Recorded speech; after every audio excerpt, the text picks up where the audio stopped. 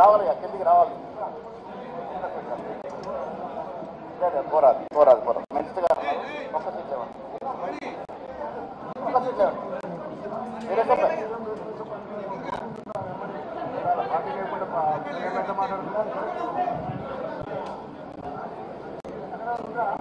రాజేందర్ వస్తారు, ఒక్క సీట్ జరగాల.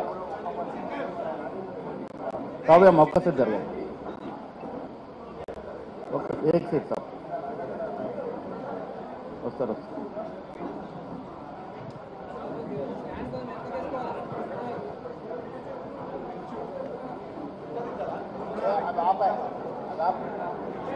కూలర్స్ ఆపేయండి,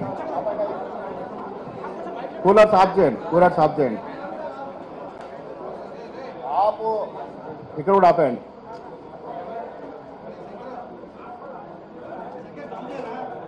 గౌరవ పిసిసి అధ్యక్షులు రాష్ట్ర ముఖ్యమంత్రి వర్యులు శ్రీ రేవంత్ రెడ్డి గారు ఇప్పుడు మిమ్మల్ని ఉద్దేశించి ప్రసంగిస్తారు.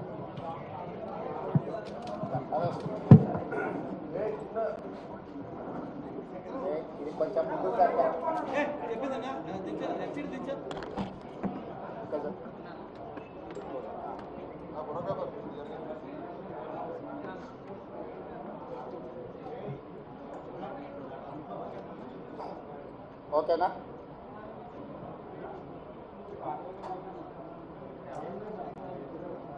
కొంచెం వెనకాల ఆపు జైపాల్.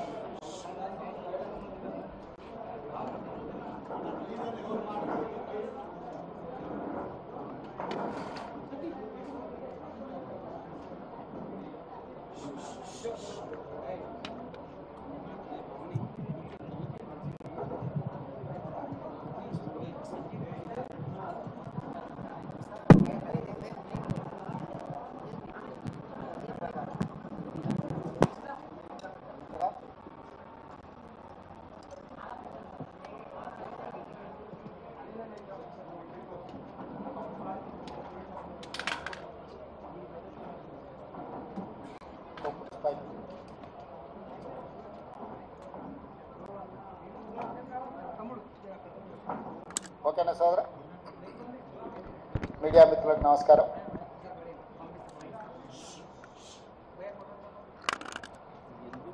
నిన్న దేశవ్యాప్తంగా జరిగిన 18వ పార్లమెంట్ ఎన్నికల సందర్భంగా జాతీయ స్థాయిలో అదేవిధంగా తెలంగాణ రాష్ట్రంలో జరిగిన ఎన్నికలు, వచ్చిన ఫలితాలు, వాటి మీద ప్రజలు ఇచ్చిన తీర్పుకు సంబంధించి మీడియా మిత్రులతో చర్చించి కాంగ్రెస్ పార్టీ భవిష్యత్ ప్రణాళికను సిద్ధం చేసుకోవాలని ఆలోచన చేస్తున్నాం. ఈరోజు అందుబాటులో ఉన్న మా మంత్రివర్గ సహచరులు, శాసనసభ్యులు, నూతనంగా ఎన్నికైన పార్లమెంటు సభ్యులతో వచ్చిన ఫలితాలలో కాంగ్రెస్ పార్టీకి సంతోషకరమైన ఫలితాలు వచ్చినాయి. వాళ్ళందరితో కలిసి ఈ సంతోషాన్ని పంచుకోవడం జరిగింది. దేశవ్యాప్తంగా జరిగిన ఎన్నికల విషయంలో నాడు రాహుల్ గాంధీ గారు కన్యాకుమారి నుంచి కశ్మీర్ వరకు 150 రోజులు 4000 కిలోమీటర్లు సుదీర్ఘమైన పాదయాత్ర, ఆ తర్వాత మణిపూర్ నుంచి ముంబై వరకు వారి పర్యటనలు, దేశవ్యాప్తంగా ప్రజాస్వామిక వాదులందరినీ ఏకం చేసి ముఖ్యంగా దళితులు, గిరిజనులు, మైనారిటీలు, మహిళలు, విద్యార్థులు, నిరుద్యోగ యువకులు, ప్రజాస్వామిక వాదులందరినీ కూడా సమన్వయం చేసి నరేంద్ర మోడీ, భారతీయ జనతా పార్టీ నేతృత్వంలో నడుస్తున్న ఎన్డీఏ ప్రభుత్వం ప్రజా వ్యతిరేక నిర్ణయాలను, పరిపాలన వైఫల్యాలను దేశ స్థాయిలో ప్రచారం కల్పించి ఎన్డీఏ కూటమికి ప్రత్యామ్నాయంగా ఇండియా కూటమిని ఏర్పాటు చేసి వీలైనంత మేరకు సహకరించిన వాళ్ళందరినీ సహకారం తీసుకొని సమన్వయం చేసుకొని ఏఐసిసి అధ్యక్షుడు మల్లికార్జున్ ఖర్గే గారు, శ్రీమతి సోనియా గాంధీ గారు, రాహుల్ గాంధీ గారి యొక్క పాదయాత్ర సృష్టించిన ప్రభావాన్ని ప్రజలకు చేరవేయడం ద్వారా ఎన్నికలను నిర్వహించడం జరిగింది. ఈ ఎన్నికలలో మొదటగా తెలంగాణ రాష్ట్రంలో జరిగిన ఎన్నికలను మనం చర్చించుకొని ఆ తర్వాత జాతీయ స్థాయి ఎన్నికల మీద మనం విశ్లేషణ చేసుకుందాం. 2023 డిసెంబర్ 3 నాడు వచ్చిన ఫలితాలలో 64 శాసనసభ నియోజకవర్గాలలో కాంగ్రెస్ పార్టీని గెలిపించి ఒక్క శాసనసభలో సిపిఐని మా ఎన్నికల పొత్తులో భాగంగా కొత్తగూడెంలో గెలిపేయడం జరిగింది. తెలంగాణ రాష్ట్రంలో 65 శాసనసభ నియోజకవర్గాలలో 39.5% ఓట్లను వేయడం ద్వారా కాంగ్రెస్ ప్రభుత్వాన్ని ప్రజాపాలనకు తెలంగాణ ప్రజలు ఆమోదం ఇచ్చిండ్రు. ఆ తర్వాత 100 రోజులలో 5 గ్యారెంటీలను అమలు చేసి భవిష్యత్ కార్యాచరణను ప్రజలకు వివరించి ఈ పార్లమెంట్ ఎన్నికల బరిలో మేము దిగడం జరిగింది. ఆనాడు ఎన్నికల బరిలో దిగినప్పుడే విస్పష్టంగా పత్రికా సమావేశాన్ని ఏర్పాటు చేసి బహిరంగ సభలలో కూడా ప్రజలకు మేము చెప్పడం జరిగింది. ఈ ఎన్నికలు నేను నా మంత్రివర్గము 100 రోజులు అందించిన పరిపాలనకు రెఫరెండము, మేము ఇచ్చిన గ్యారెంటీలను, మేము చేస్తున్న పరిపాలనను ప్రజల ముందు పెట్టి మేము ఓట్లు అడుగుతున్నాము. మా పరిపాలన మీకు నచ్చితే, మా పరిపాలన ఇంకా కొంత బలాన్ని చేకూర్చడం ద్వారా ఇంకా ప్రజలకు ఉపయోగపడే విధంగా పరిపాలన అందించడానికి మీరు తీర్పు ఇవ్వండి అని చెప్పి విస్పష్టంగా ప్రజలకు మేము వివరించడం జరిగింది. చాలామంది మీడియా మిత్రులు, సహచర ప్రజాప్రతినిధులు మనం రెఫరెండం అనకపోతే బాగుండునేమో, ఒకవేళ తీర్పు మనకు వ్యతిరేకంగా వస్తే ఆ తర్వాత సమస్య అవుతుందని కూడా చాలామంది సూచన చేసింది. కానీ ప్రజల పట్ల ఉన్న విశ్వాసము, కాంగ్రెస్ పార్టీ కార్యకర్తల నాయకుల పట్ల ఉన్న నమ్మకంతో ఆనాడు పిసిసి అధ్యక్షుడిగా, తెలంగాణ రాష్ట్ర ముఖ్యమంత్రిగా ఇది మా పరిపాలనకు రెఫరెండమే అని చెప్పి స్పష్టంగా నేను చెప్పడం జరిగింది. మధ్య మధ్యలో మీడియా మిత్రులు గుర్తు చేసినప్పుడు కూడా ఈ విషయంలో మాకు రెండో ఆలోచన లేదు, రెఫరెండమే అని మేము చెప్పడం జరిగింది. తెలంగాణ రాష్ట్ర ప్రజా పరిపాలన రెఫరెండంగా మేము ఎన్నికలకు వెళ్తే ఈరోజు తెలంగాణ రాష్ట్రంలో వచ్చిన ఫలితాలు, ప్రజలు ఇచ్చిన ఓట్ల శాతం, పార్లమెంట్లతో పాటు అసెంబ్లీలో మాకు వచ్చిన మెజారిటీని మీడియా మిత్రులు ఎలాగో విశ్లేషిస్తారో మా వైపు నుంచి కూడా మేము ఈరోజు వివరించదలుచుకున్నాము. జరిగిన పార్లమెంట్ ఎన్నికల్లో 17 పార్లమెంట్లకు సంబంధించి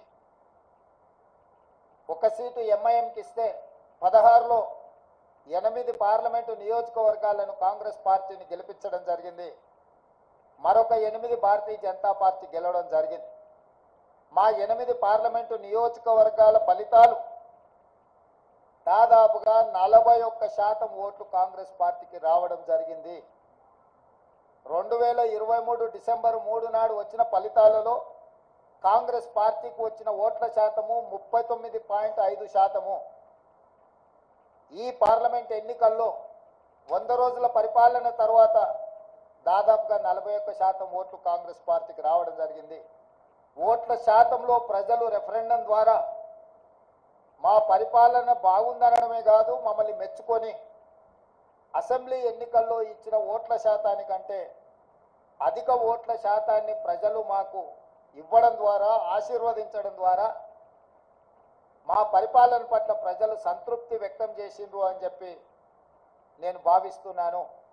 అదేవిధంగా 2019 పార్లమెంట్ ఎన్నికల్లో 3 పార్లమెంటు గెలిస్తే ఈ ఎన్నికల్లో మమ్మల్ని 8 పార్లమెంటు సీట్లు గెలిపించడం ద్వారా 8 సీట్లు అధికంగా ఇచ్చి పార్లమెంటులో కూడా మాకు అత్యధికంగా సీట్లు ఇవ్వడం ద్వారా ఓట్లు సీట్లు కూడా మమ్మల్ని పెంచడం ద్వారా ప్రజలు ఆశీర్వదించారు.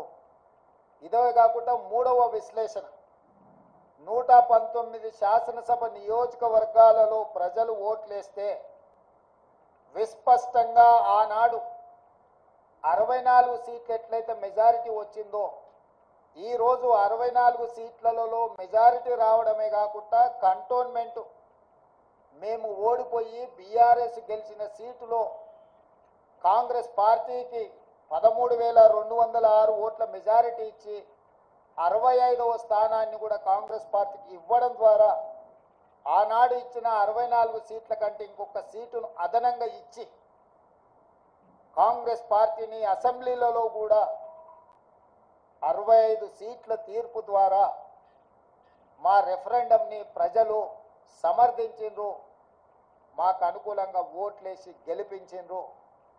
కాంగ్రెస్ పార్టీ అధ్యక్షుడిగా, ముఖ్యమంత్రిగా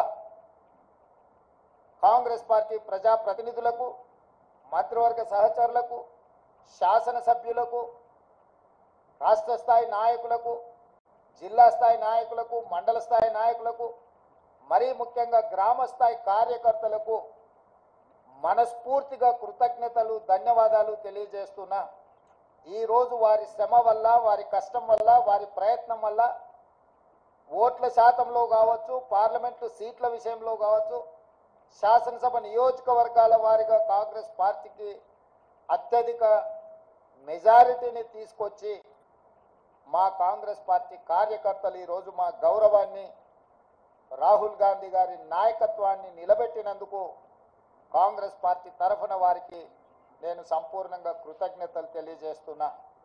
ఇక రెండవది, 8 పార్లమెంట్ సీట్లు గెలిచిన భారతీయ జనతా పార్టీ 2019లో 4 పార్లమెంట్లు గెలిస్తే ఈరోజు 8 పార్లమెంట్లు సీట్లు గెలవడం జరిగింది. వాళ్ళు కూడా వాళ్ళ సీట్లను పెంచుకున్నారు. ఆనాడు 20% ఉన్న ఓట్లను వాళ్ళు ఈరోజు 35%కి పెంచుకోవడం జరిగింది. అంటే రాష్ట్రంలో భారతీయ జనతా పార్టీ కూడా ఓట్లు సీట్లు పెరగడం జరిగింది. అయితే ఇందులో వాళ్ళ ఓట్లు సీట్లు పెరగడానికి వాళ్ళ నాయకత్వాన్ని సమర్థించేదానికంటే బీజేపీని గెలిపించడానికి బీఆర్ఎస్ నాయకులు ఆత్మ బలిదానం చేసుకొని అవయవాలను త్యాగం చేసి, అవయవ దానం చేసి ఈరోజు బీజేపీని గెలిపించడం జరిగింది. బీజేపీ గెలిచిన 8 పార్లమెంటు నియోజకవర్గాలలో బీఆర్ఎస్ 7 సీట్లల్లో డిపాజిట్లు కోల్పోయింది. ఆదిలాబాద్ కావచ్చు, నిజామాబాద్ కావచ్చు, కరీంనగర్ కావచ్చు, మల్కాజ్గిరి కావచ్చు, సికింద్రాబాద్ కావచ్చు, చేవెళ్ళ కావచ్చు, మహబూబ్ నగర్ కావచ్చు, ఈ 7 పార్లమెంటు నియోజకవర్గాలలో బీఆర్ఎస్ డిపాజిట్లు కోల్పోయి బీజేపీని గెలిపించడం ద్వారా బీఆర్ఎస్ నాయకులు ఆత్మ బలిదానం చేసుకొని అవయవ దానం చేసిండ్రు బీజేపీకి. ఈ విషయం నేను ఈరోజు చెప్పడం లేదు. ఎన్నికల ప్రక్రియ మొదలైనప్పుడే స్పష్టంగా పార్లమెంటు నియోజకవర్గాల వారిగా బలహీనమైన అభ్యర్థులను పెట్టి బీఆర్ఎస్ శ్రేణులను బీజేపీకి పని చేపిస్తున్నాడు చంద్రశేఖరరావు అని చెప్పి నేను స్పష్టంగా నిర్దిష్టమైన ఆరోపణ చేసిన. నేను నిర్దిష్టమైన అంశాలను ప్రస్తావించినప్పుడు బీఆర్ఎస్ నాయకులు వితండవాదం చేసిండ్రు, నా మీద వాళ్ళు మాటల దాడి చేసిండ్రు. ఇవాళ ఇంకొక విషయం, అత్యంత కీలకమైన అంశం నేను ఇప్పుడు ప్రస్తావించదలుచుకున్నా. 2001లో తెలుగుదేశం పార్టీకి రాజీనామా చేసి చంద్రశేఖరరావు గారు సిద్దిపేటలో శాసనసభ్యుడిగా పోటీ చేసినప్పటి నుంచి 2023 డిసెంబర్ వరకు సిద్దిపేట శాసనసభ నియోజకవర్గంలో ఏ రోజు కూడా 25-30 వేల మెజారిటీ నుంచి 1,25,000 మెజారిటీ వరకు ప్రతి సందర్భంలో అది చంద్రశేఖరరావు గారు కావచ్చు, లేకపోతే హరీష్ రావు గారు కావచ్చు, లేకపోతే స్థానిక సంస్థలు కావచ్చు, లేకపోతే పార్లమెంట్ ఎన్నికల్లో కావచ్చు, అత్యధిక మెజారిటీ సిద్దిపేట అసెంబ్లీ నియోజకవర్గంలో బీఆర్ఎస్ పార్టీకి వచ్చింది. కానీ ఈ పార్లమెంట్ ఎన్నికల్లో హరీష్ రావు గారు సిద్దిపేటలో పూర్తి తన ఓట్లను బీజేపీకి బదిలీ చేసిండు. ఇవాళ బీజేపీ రఘునందన్ రావు గారికి 63,000 పైచిలకు ఓట్లు వస్తే బీఆర్ఎస్కు 65,000 ఓట్లు మాత్రమే వచ్చినాయి. ఈరోజు బీఆర్ఎస్ మెజారిటీ సిద్దిపేటలో 2,500 ఓట్లు మాత్రమే. అంటే ఇప్పటి వరకు సిద్దిపేట నియోజకవర్గం మీద పూర్తి ఆధిపత్యాన్ని పట్టును ప్రదర్శించిన బీఆర్ఎస్, కేసీఆర్, హరీష్ ఇద్దరు బీఆర్ఎస్ ఓట్ల మొత్తాన్ని బీజేపీకి రఘునందన్ రావుకు బదిలీ చేయడం ద్వారా ఈరోజు మెదక్లో కాంగ్రెస్ పార్టీని ఒక బలహీన వర్గాల అభ్యర్థిని ఓడించడం జరిగింది. మాకు కేవలం సిద్దిపేటలో వచ్చిన మైనస్ వల్లనే ఈరోజు దాదాపుగా మేము మెదక్ పార్లమెంట్ సీటును ఓడిపోవడం జరిగింది. అంటే బీఆర్ఎస్ను నమ్మి నిలబడ్డ వెంకట్రామరెడ్డిని నమ్మించి మోసం చేయడమే కాకుండా కాంగ్రెస్ పార్టీని ఓడించాలా, కాంగ్రెస్ పార్టీ అంటేనే ఏవగింపు లేకపోతే కోపము ప్రదర్శించి ఆత్మ బలిదానం చేసుకొని అవయవ మార్పిడికి పాల్పడి ఈరోజు బీజేపీని గెలిపించారు. 7 పార్లమెంట్లలో ఆనాడు 37.5% ఓట్లు తెచ్చుకున్న బీఆర్ఎస్ ఈరోజు 16.5% ఓట్లకు పడిపోయింది రాష్ట్ర వ్యాప్తంగా. అంటే దాదాపుగా 22% ఓట్లు బీఆర్ఎస్ ఓట్లు బీజేపీకి బదిలీ చేసిండ్రు. 2023 శాసనసభ ఎన్నికలలో బీజేపీకి 13% ఓట్లు వచ్చినాయి. ఈ పార్లమెంట్ ఎన్నికల్లో 35.5% ఓట్లు వచ్చినాయి. సరిగ్గా బీజేపీ ఓట్లు 22.5% పెరిగితే బీఆర్ఎస్ ఓట్లు 37.5% నుంచి 16.5%కి పడిపోయినాయి అని అంటే సరిగ్గా 21%, 22% ఓట్లు బీఆర్ఎస్ వాళ్ళు బీజేపీకి బదిలీ చేసిండ్రు. తద్వారా 8 పార్లమెంటులల్లా బీజేపీ గెలిచింది. 8 పార్లమెంట్లల్లా బీఆర్ఎస్ డిపాజిట్లు గల్లంతైనాయి. ఒక్క మెదకులో ఓడిపోయిన దాంట్లో మాత్రమే వాళ్ళకి డిపాజిట్ వచ్చింది. బీజేపీ గెలిచిన 8 సీట్లల్లా 7 సీట్లు బీఆర్ఎస్ తన ఉనికిని, తన డిపాజిట్లను కోల్పోవడం ద్వారా బీజేపీని గెలిపించింది. ఈరోజు పోతూ పోతూ చస్తూ ఇవాళ బీజేపీని గెలిపించే ప్రయత్నం ఈ రాష్ట్రంలో బీఆర్ఎస్ చేసింది. చంద్రశేఖరరావు, హరీష్, కేటీఆర్ చేసిండ్రు. మొన్న జరిగిన శాసనసభ ఎన్నికల్లో 39 ఎమ్మెల్యే స్థానాలలో బీఆర్ఎస్ గెలవడం జరిగింది. ఈ ఎన్నికల్లో 119లో కేవలం 3 సీట్లలోనే మెజారిటీ వచ్చింది బీఆర్ఎస్. అది సిరిసిల్ల, సిద్దిపేట, గజ్వేల్. అంటే ఈ రాష్ట్రంలో బీఆర్ఎస్ నాయకుల యొక్క ఆత్మగౌరవాన్ని, బీఆర్ఎస్ యొక్క శాసనసభ్యుల ఆత్మగౌరవాన్ని బీజేపీకి కేసీఆర్, కేటీఆర్, హరీష్ రావు తాకట్టు పెట్టిండ్రు. పూర్తిగా ఓట్ల బదలాయింపు, పూర్తిగా ఎన్నికల ఫలితాలను బీజేపీకి అనుకూలంగా మార్చి ఈరోజు కేసీఆర్ కుటుంబము రాజకీయ అరాచకానికి పాల్పడ్డారు. ఇది తెలంగాణ సమాజం అంతా గమనించాలి. ప్రజాస్వామికవాదులు, సెక్యులర్ ఫోర్సెస్ అందరూ కూడా ఈరోజు ఈ అంశాన్ని గమనించాలి అని చెప్పి కాంగ్రెస్ పార్టీ కోరుతున్నది. ఈ రకంగా ఈ తెలంగాణ రాష్ట్రంలో తనంతల తానే అంతర్ధానం అయిపోయి ఈరోజు బీజేపీని గెలిపించడానికి చంద్రశేఖరరావు గారు ఒక దురాగతానికి పూనుకున్నాడు అని అంటే ఈరోజు మనం అర్థం చేసుకోవాలి. కేటీఆర్ గారు నిన్న అంటున్నారు ఫినిక్స్ లాగా మనం ఇప్పుడు బూడిదైన నాయన మళ్ళీ పుట్టేది ఏం లేదు, ఇక బూడిదే మీకు మిగిలింది. ఆ బూడిద తీసుకెళ్ళి మీ బావకు, మీ నాయనకి ఇద్దరికి బుయ్యి ముఖానికి సరిపోతుంది, గాడికి మీ కథ సుఖాంతం అయిపోతుంది. చరిత్రలో ఆ పార్టీ పుట్టినప్పటి నుంచి ఈ రోజు వరకు పార్లమెంటులో ప్రాతినిధ్యం లేకుండా ఉన్నది ఇది మొదటిసారి. ఇంత అచేతనావస్థలో ఇంత దుర్భరమైన పరిస్థితి బీఆర్ఎస్కు దాపురించిందంటే చంద్రశేఖరరావు గారి నాయకత్వము, కేసీఆర్ కుటుంబాన్ని ఏ రకంగా తెలంగాణ సమాజం గమనిస్తుందో వాళ్ళిద్దరు ఆలోచన చెయ్యాలి. అందుకే ఈ 6 నెలల్లో మా పార్టీ మీద, మా ప్రభుత్వం మీద, మా నాయకత్వం మీద, మా నాయకుల మీద, ఢిల్లీలో ఉండే అధిష్టానం మీద వాళ్ళు ఎన్నో రకాల ఆరోపణలు చేసిండ్రు. ఈ ఆరోపణల నేపథ్యంలో బీఆర్ఎస్కు ఒక గుండు సున్నా ఇచ్చారు తెలంగాణ ప్రజలు. ఇప్పటికైనా చంద్రశేఖరరావు గారు, హరీష్ రావు గారు, తారక రామారావు గారు ఆలోచన చేయాలి.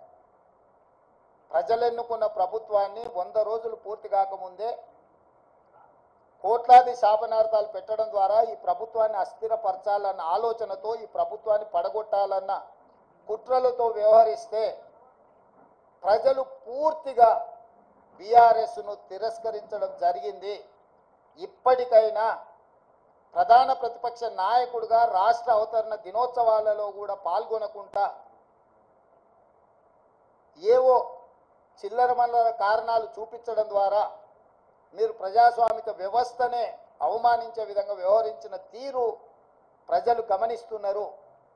అందుకే బీఆర్ఎస్ నాయకులకు, కేసీఆర్ కుటుంబానికి నేను సూచన చేస్తున్నా, మీ వ్యవహార శైలిని మార్చుకోండి. ప్రతిపక్షంగా సహేతుకమైన సలహాలు, సూచనలు ఇవ్వండి.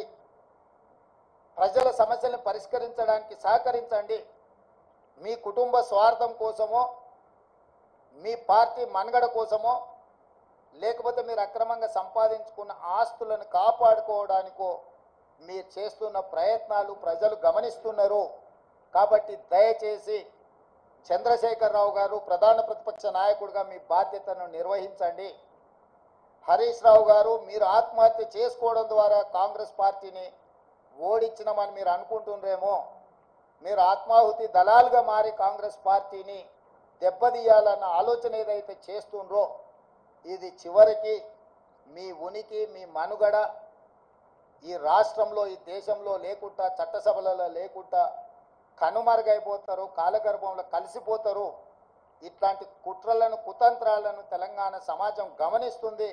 గమనించవలసిందిగా నేను కోరుకుంటున్నాను తెలంగాణ రాజకీయాలను.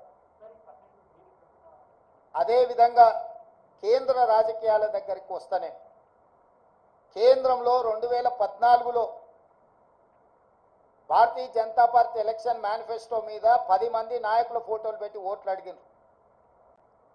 2019లో 3-4 నాయకుల ఫోటోలు పెట్టి ఓట్లు అడిగిండ్రు. భారతీయ జనతా పార్టీ విధానం మీద, భారతీయ జనతా పార్టీ సిద్ధాంతాల మీద, భారతీయ జనతా పార్టీ ఎన్నికల మేనిఫెస్టో మీద 2014, 2019 ఎన్నికలు జరిగినాయి.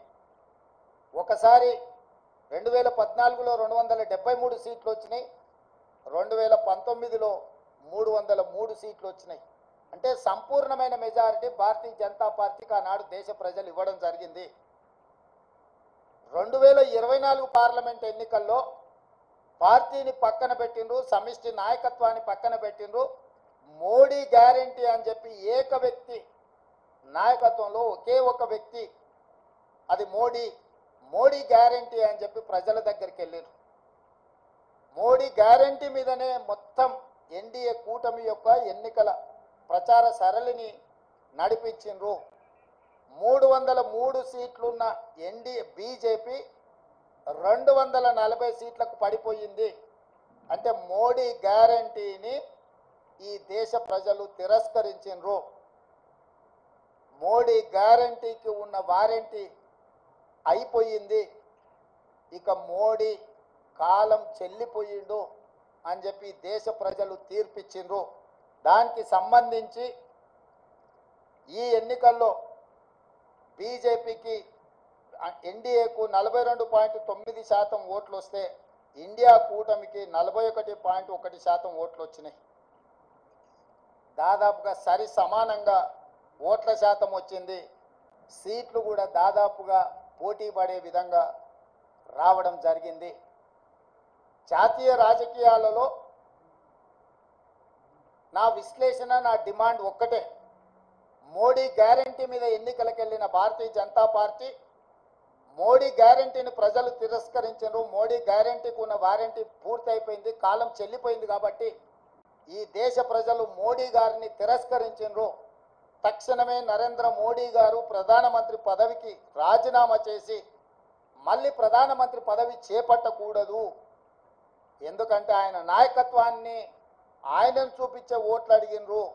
ప్రజలు ఆయన నాయకత్వాన్ని, ఆయన గ్యారంటీని తిరస్కరించారు. కాబట్టి 140 కోట్ల ప్రజల యొక్క తిరస్కారానికి లోనైన నరేంద్ర మోడీ ప్రధానమంత్రి పదవి చేపట్టకూడదు. ఇది 4 కోట్ల తెలంగాణ ప్రజల తరఫున కాంగ్రెస్ పార్టీ నాయకుడిగా నేను డిమాండ్ చేస్తున్నా. సరే, ఎన్డీఏ కూటమిలో ఇంకెవరైతారు? ఎన్డీఏ కూటమికి మెజారిటీ వచ్చినప్పుడు వాళ్ళు ఏం నిర్ణయాలు తీసుకుంటారు పక్కన పెడితే, మోడీ గ్యారంటీ మీద ఏక వ్యక్తి చూపించి మీరు ఓట్లు ప్రజల దగ్గరికి వెళ్తే ఆ ఏక వ్యక్తిని ప్రజలు తిరస్కరించారు. కాబట్టి భారతీయ జనతా పార్టీ నరేంద్ర మోడీ గారిని రాజీనామా అడగాలి, రాజీనామా చేయించాలి. నరేంద్ర మోడీ గారు హుందాగా, విలువలు కలిగిన రాజకీయ నాయకుడిగా, సమాజానికి ఆదర్శంగా నిలబడే వ్యక్తిగా ప్రధానమంత్రిగా రాజీనామా చేసి హుందాగా వారు తప్పుకుంటే వారికి గౌరవం ఉంటుంది. లేదు, నేను ఇట్లనే ప్రధానమంత్రికి కొనసాగుతా, 3వసారి ప్రమాణ స్వీకారం చేస్తా, కుట్రల కుతంత్రాలకు నేను తెరలేపుతాను నరేంద్ర మోడీ గారు అంటే, వారు చెప్పుతున్న విలువలతో కూడుకున్న రాజకీయాలు చెప్పడానికే తప్ప పాటించడానికి లేదు అని చెప్పి ఈ దేశ ప్రజలు నరేంద్ర మోడీ గారిని తిరస్కరించబోతున్నారు. కాబట్టి భారతీయ జనతా పార్టీ ఇప్పటికైనా ఏక వ్యక్తి అదేవిధంగా అప్రజాస్వామికంగా వ్యవహరించే తీరును మానుకోవాలి. ప్రజలిచ్చిన తీర్పును భారతీయ జనతా పార్టీ గౌరవించాలి అని చెప్పి కాంగ్రెస్ పార్టీ డిమాండ్ చేస్తుంది.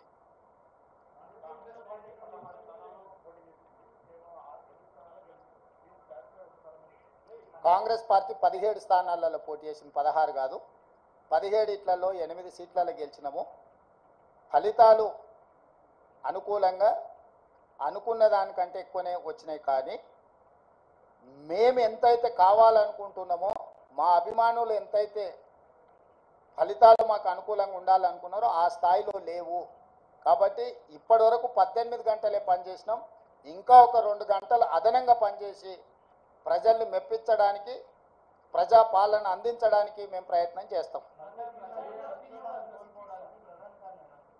మల్కాజ్గిరిలో సిట్టింగ్ స్థానము ఓడిపోయినాము. అదేవిధంగా అదే మల్కాజ్గిరిలో ఉన్న కంటోన్మెంట్ శాసనసభను ఈరోజు లేని సీటును మేము గెలుచుకోవడం జరిగింది. ఇవన్నీ కూడా ప్రజా తీర్పులో భాగము. ప్రజలు ఏ తీర్పు ఇచ్చినా శిరస వహించవలసిన బాధ్యత మా మీద ఉన్నది. అవును, ఓడిపోయినా. నిజమే కదా, నిజమే కదా. అవును, ముఖ్యమంత్రి రాష్ట్రానికి, జిల్లాకు కాదు. పిసిసి అధ్యక్షుడు కూడా రాష్ట్రానికి. రాష్ట్రంలో ఏ సీటు గెలిచినా ఏ సీటు ఓడినా అది నాదే బాధ్యత. ఈ పిసిసి అధ్యక్షుడిగా, రాష్ట్ర ముఖ్యమంత్రిగా రాష్ట్రం నలుమూలలో వచ్చే ఏ ఫలితాలైనా నేనే తీసుకోవాలి. ఈ విషయాన్ని మీరు హుజూరాబాద్ ఎన్నికలప్పుడు గుర్తు చేసిరు, హుజూర్ నగర్ ఎన్నికలప్పుడు గుర్తు చేసిండ్రు, నాగార్జున సాగర్ ఎన్నికలప్పుడు గుర్తు చేసిండ్రు, మునుగోడు ఎన్నికలప్పుడు కూడా గుర్తు చేసిండ్రు. ఇప్పుడు కూడా గెలుపు ఓటములు అన్నిటికీ నేనే బాధ్యుణ్ణి.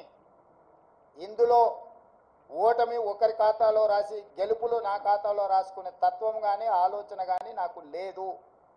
కాబట్టి ఇచ్చిన ఫలితాలు, వచ్చిన ఫలితాలు ఉగాది పచ్చడి లాంటివి. కొంత తీయగా ఉన్నది, కొంత చేదుగా ఉంది, కొంత పుల్లగా ఉంది. కాకపోతే ఓవరాల్గా పచ్చడి అనేది మంచిది. ఇప్పుడు వచ్చిన ఫలితాలను పిసిసి అధ్యక్షుడిగా, రాష్ట్ర ముఖ్యమంత్రిగా ఉగాది పచ్చడి లాగా నేను స్వీకరించదలుచుకున్నా.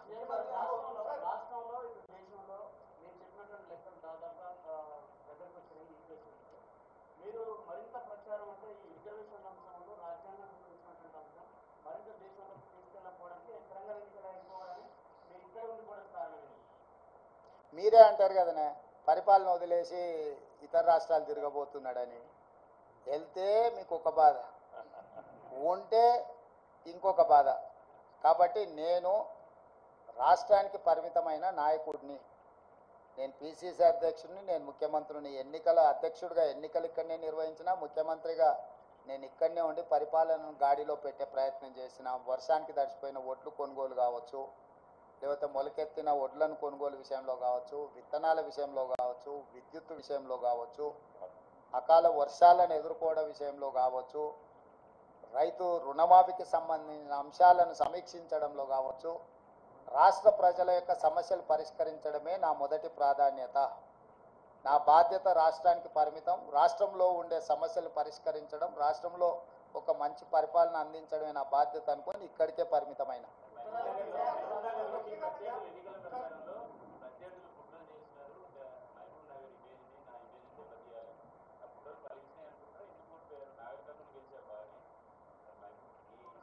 అవును, నా సొంత గ్రామం వచ్చేసి అచ్చంపేట, నల్లమల్ల అడవి, మీకు అందరికీ తెలుసు. కానీ నేను ముందే చెప్తున్నా మొదటి నుంచే, మా గ్రామంలో మొత్తం ఆ పార్లమెంట్లో ఉన్న దాంట్లో ఒక బూత్లో హైయెస్ట్ మెజార్టీ మా సొంత గ్రామంలో వచ్చింది. మల్లురవి గారు ఎంత ఎంత మెజారిటీ మా గ్రామంలో 1100 ఓట్లు వచ్చినాయంట. సో నేనేమంటున్నానంటే నా గ్రామము నా ఊరు కాదు, కరెక్ట్. అందుకే సిట్టింగ్ ఎంపీ సీటున డిపాజిట్ కోల్పోయి టీఆర్ఎస్ ఓట్లు బదిలీ చేసింది. నేను చెప్పింది కుట్ర అదే.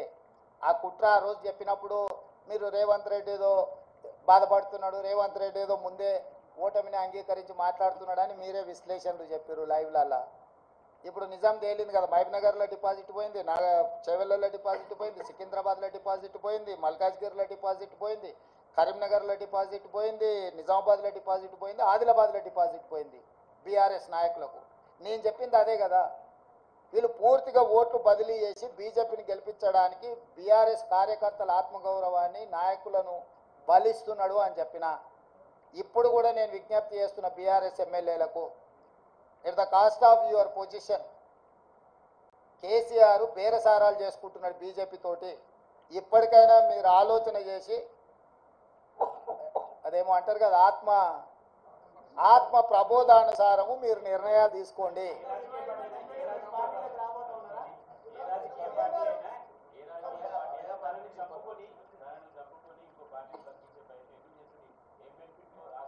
ఇక అది కేసీఆర్ చెప్పాలి, నువ్వు అడగాలి.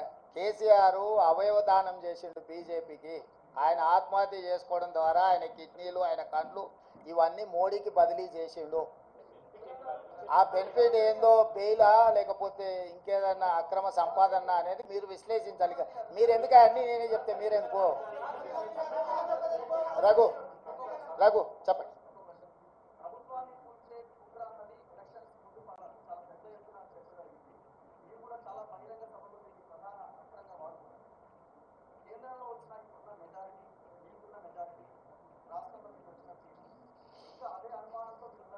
డెఫినెట్గా ఆ దిశగా కేసీఆర్ నిరంతరం ప్రయత్నం చేస్తుంటూనే ఉంటాడు. కేసీఆర్ ఉన్నంత కాలము కుట్రలు కుతంత్రాలు ఉండనే ఉంటాయి.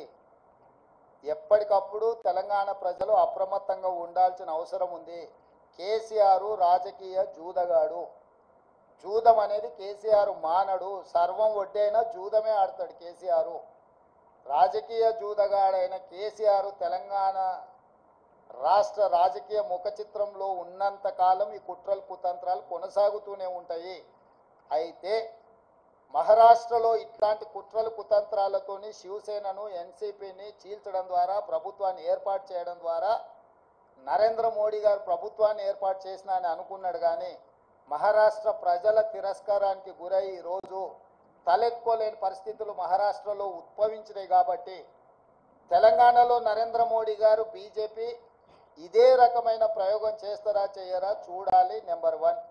నెంబర్ 2, ప్రపంచంలోనే అత్యంత అవినీతిపరుడు చంద్రశేఖరరావు అని ఆరోపణ చేసి ఈ దేశంలోనే కుటుంబ పార్టీ, అవినీతి కుటుంబం అని ఆరోపణ చేసింది కేసీఆర్ పార్టీని, కేసీఆర్ కుటుంబాన్ని.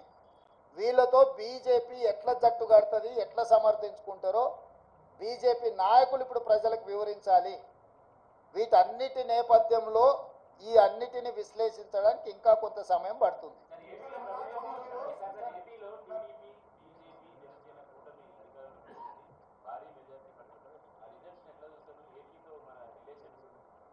ఎన్నికల ఫలితాలను ఎట్లా చూస్తాం చారి? ఎన్నికల ఫలితాల రకంగానే చూస్తాము, ప్రజా తీర్పు పరంగానే చూస్తాము. దాంట్లో వేరే రకంగా చూడడానికి ఏముంది? ప్రజలు తీర్పు ఇచ్చిండ్రు, ఆ తీర్పును జగన్మోహన్ రెడ్డి గారు నేను స్వాగతిస్తున్నా అన్నాడు. చంద్రబాబు నాయుడు గారు నేను స్వాగతిస్తున్నా అన్నాడు. ఇక వాళ్ళిద్దరు స్వాగతించిన తర్వాత మియా బీవీకి రాజీ హోయేతో కాశీ కా క్యా హై ఇస్మే?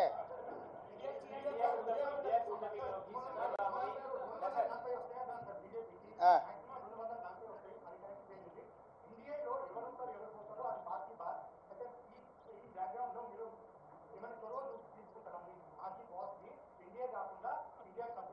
నీ సూచన ఏంది రాహుల్? ఏం చేస్తే బాగుంటుంది? లేదు, నీ సూచన ఏందంటూ అదే ఒకవేళ నీ సూచన మా అందరి నాయకుల ముందు పెడతా, వాళ్ళందరూ కూడా రాహుల్ సూచన బాగుందంటే ఆ విధంగానే ముందుకు పోయి ఆ రాహుల్తో మాట్లాడదాం. ఏ ప్రభుత్వమైనా ఏర్పడినప్పుడు ఆహ్వానించినప్పుడు పార్టీలో చర్చించి నిర్ణయం తీసుకుంటాం. వ్యక్తిగా నేను నిర్ణయాలు తీసుకోవడానికి ఉండదు. పార్టీ సూచనల మేరకే నేను వ్యవహరించాల్సి ఉంటుంది. ఇది సిద్ధాంతపరంగా రాజకీయ పరంగా పార్టీ తీసుకోవాల్సిన నిర్ణయము. ఏ ప్రభుత్వం ఏర్పడ్డా స్నేహపూర్వకమైన వాతావరణంలో సమస్యలు పరిష్కరించుకుంటామని నేను ముందే చెప్పిన. ఈరోజు కూడా నేను ఆ మాటకు ఉన్నా. ఆంధ్రప్రదేశ్లో ఏ ప్రభుత్వం ఏర్పడ్డా ఆ ప్రభుత్వంతో సంప్రదింపులు చేపట్టి రాష్ట్ర సమస్యల్ని శాశ్వతంగా పరిష్కరించుకుంటాము. ఉమ్మడి క్యాపిటల్ చట్టపరంగానే సమస్య పరిష్కారం అయిపోయింది. హైదరాబాద్ నగరం ఇప్పుడు తెలంగాణకు రాజధాని అంటే ఒక కీలకమైన సమస్య ఆల్రెడీ చట్టపరంగా పరిష్కారం అయింది. మిగతా ఆస్తుల పంపకాలకు సంబంధించి నీటి పంపకాలకు సంబంధించి ఉన్న సమస్యల్ని తప్పకుండా కూర్చుంటాం, చర్చించుకుంటాం, పరిష్కరించుకుంటాం. మాకేం బేసిజాలు లేవు. రాష్ట్రం యొక్క అభివృద్ధి, రాష్ట్రం యొక్క అభ్యున్నతి కోసము ఎవరితోనైనా చర్చించడానికి మేము సిద్ధంగా ఉన్నాం, పరిష్కరించుకుంటాం. ఏం ప్రభాకర్?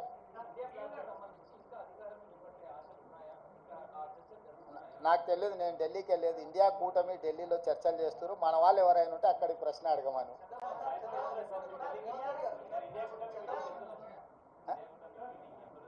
ఇండియా కూటమిలో జాతీయ నాయకులు ఆ కూటమిలో ఉన్న వివిధ భాగస్వాములనే ఇప్పటికి పిలిచిండ్రు. ఇంతవరకు అయితే ఆహ్వానం రాలేదు. ఏదైనా ఢిల్లీకి సూచన చేస్తే మీరు తప్పకుండా వెళ్తారు. క్యా బషీర్?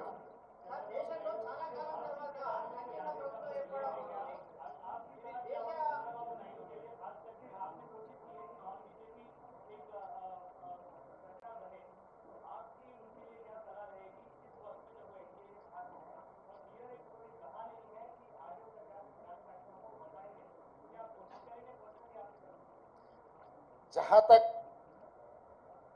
मेरा सुझाव मोदी जी को, मोदी जी का गारंटी की वारंटी खत्म हो चुकी है, इसीलिए मोदी जी तुरंत जिम्मेदारी लेकर इस्तीफा दिए तो प्रधानमंत्री कुर्सी को उनके लिए शोभा है।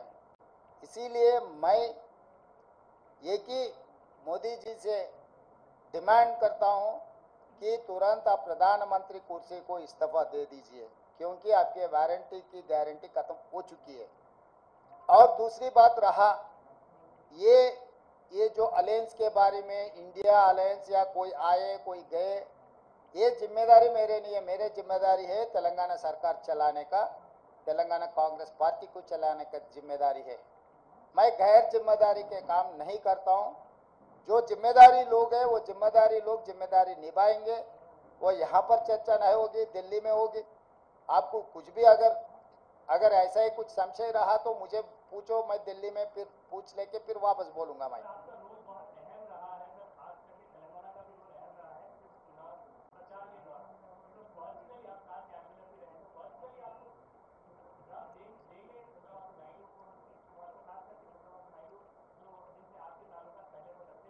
अरे सबसे सबका ताल्लुकात है, कौन किससे पहचानते नहीं। जितने सारे लोग हैं, नीतीश कुमार जी पहले कांग्रेस पार्टी के साथ भी काम किए, बहुत सारे लोग कांग्रेस पार्टी के साथ किए, सो वाले आज एनडीए के अलायंस में है, या एनडीए में जो लोग हैं अभी इंडिया अलायंस में भी है। ये सब सारे प्रदेश लेवल पे चर्चा नहीं होने वाले हैं, नेशनल लेवल पे चर्चा होने वाले हैं। नेशनल लेवल पे अभी अलायंस का, इंडिया अलायंस का कुछ मीटिंग चल रहा है। मीटिंग में जो तय करेगा वो हिसाब से इंडिया अलायंस आगे जाएगा।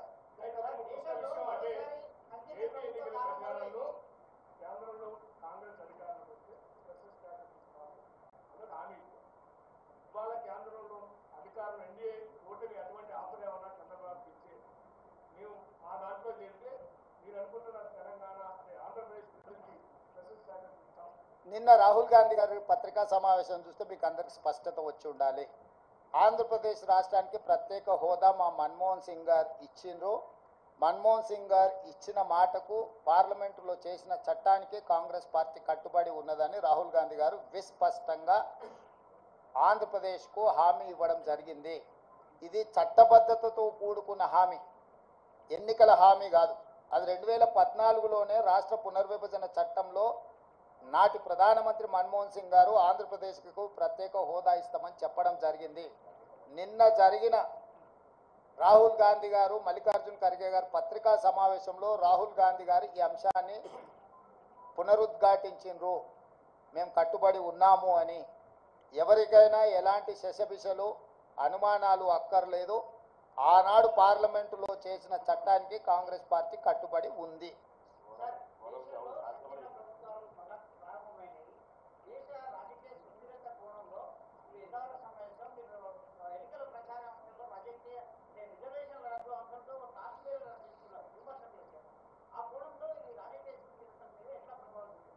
అంటే డెఫినెట్గా ఈరోజు 42% బీజేపీకి వచ్చి 41% ఇండియా కూటమికి వచ్చిందంటేనే ప్రజల ఆలోచనలో మార్పు వచ్చింది. మరీ ప్రధానంగా వారణాసి ప్రధానమంత్రి గారు పోటీ చేసిన ఉత్తరప్రదేశ్లో సమాజ్వాదీ పార్టీకి అత్యధిక స్థానాలు వచ్చినాయి.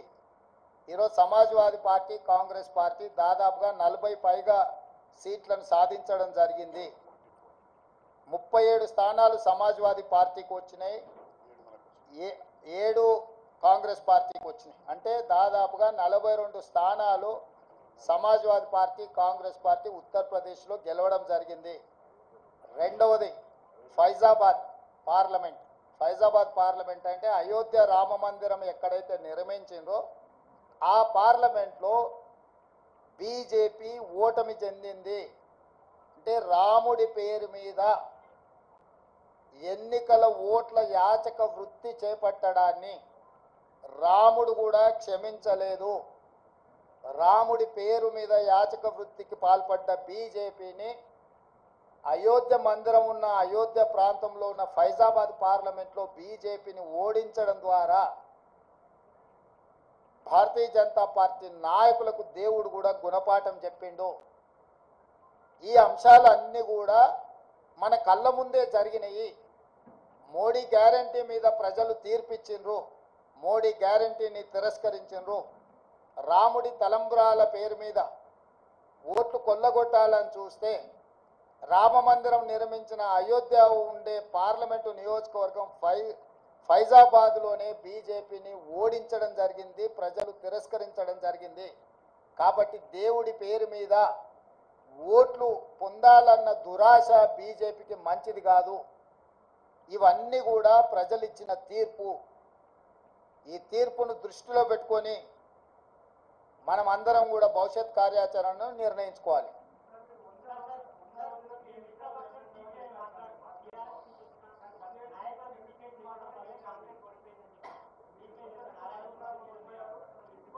వాళ్ళ ప్రజాస్వామ్యంలో ఎవరి అభిప్రాయాలు వాళ్ళు స్వేచ్ఛగా చెప్పొచ్చు. వారి స్వేచ్ఛను నేను హరించను. వారు స్వేచ్ఛగా అభిప్రాయాలు చెప్పొచ్చు. Thank you.